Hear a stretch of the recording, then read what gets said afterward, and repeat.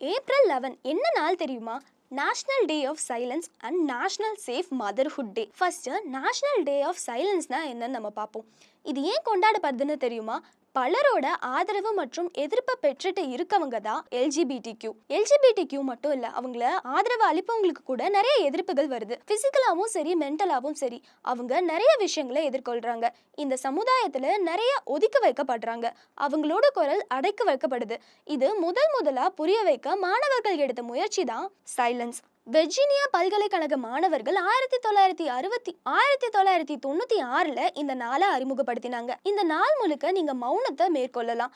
அவங்க பேச முடியாத அந்த தருணங்கள் எப்படி இருக்கும், இந்த விஷயத்தை புரிய வைக்க தான் இந்த நாள் முக்கியமா பார்க்கப்படுது. அவங்களோட இந்த மௌனம் எப்படிப்பட்டதுங்கிறத புரிய வைக்கிறது தான் இந்த நாளோட முக்கிய நோக்கமா இருக்கு. இதுக்காக அந்த சமுதாயத்தை ஆதரிக்கணும்னு சொல்ல வரல. எல்லாருக்கும் அவங்களோட வாழ்க்கையில முடிவெடுக்க உரிமை இருக்கு. அவங்களோட தனிப்பட்ட வாழ்க்கைக்காக அவங்கள நம்ம ஒதுக்கி வைக்கிறது சரிதானா? அவங்களோட பேசும் உரிமையை எடுத்து அவங்கள அமைதிக்கு தள்ளலாமா? நீங்க சொல்லுங்க. இது மட்டும் இல்லாம இன்னைக்கு இன்னும் ஒரு ஸ்பெஷலான நாள் கொண்டாடப்படுது. அதுதான் நேஷனல் சேஃப் மதர்ஹுட் டே.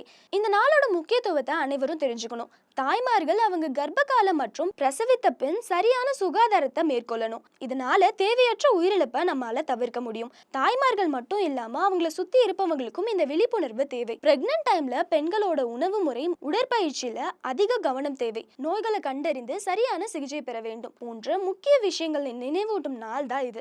இந்த நேரத்துல நம்மளோட தாய்மார்களுக்கு மரியாதையும் அன்பையும் கொடுப்போம். ரியோ டிவி சார்பாக நேஷனல் சேஃப் மதர்ஹுட் டே வாழ்த்துக்கள். மெட்ரோ பீப்பிள் சார்பாக நேஷனல் சேஃப் மதர்ஹுட் டே வாழ்த்துக்கள். படம் எதிர்பார்த்ததை விட சூப்பரா இருக்கு. ஒரு 20 மினிட்ஸ் ஒரு ஃபைட் சீன் இருக்கு, சூப்பரா நடிச்சிருக்காரு.